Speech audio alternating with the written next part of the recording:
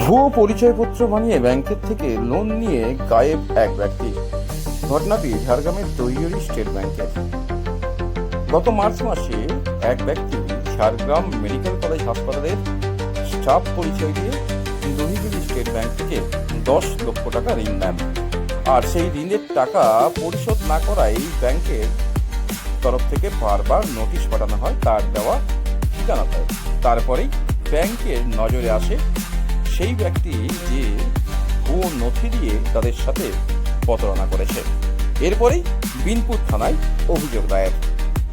5 March অভিযোগ দায়ের হয় বিনপুর থানাতে।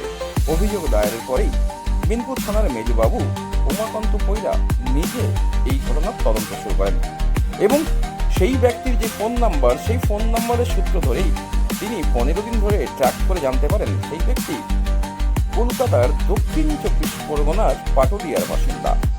এরপরেই সেই ফোনের সূত্র ধরে সেখানে হাজির হয় বিনপুর থানার পুলিশ। দক্ষিণ 24 পরগনার পুলিশকে সঙ্গে নিয়ে এই পাটুরিয়া এলাকায় হানা দেন তারা, আর সেখান থেকেই গ্রেপ্তার করা হয় অভিজিৎ সরকার নামে এই ব্যক্তিকে। পুলিশ ইতিমধ্যে সেই ব্যক্তিকে আজ ঝাড়গ্রাম আদালতে নিয়ে এসে পেশ করেন। আর সেই অভিযোগেই আদালতে পেশ করে অভিযুক্তকে নিজেদের হেফাজতে নেবার আবেদন জানানো হয় বিনপুর থানার পুলিশের পক্ষ থেকে। সেই মোতাবেক অভিজিৎ সরকারকে আদালতে পেশ করলে মহামান্য বিচারক তদন্তের জন্য আরও 8 দিনের পুলিশ হেফাজতের নির্দেশ দেন আজ ঝাড়গ্রাম আদালতে।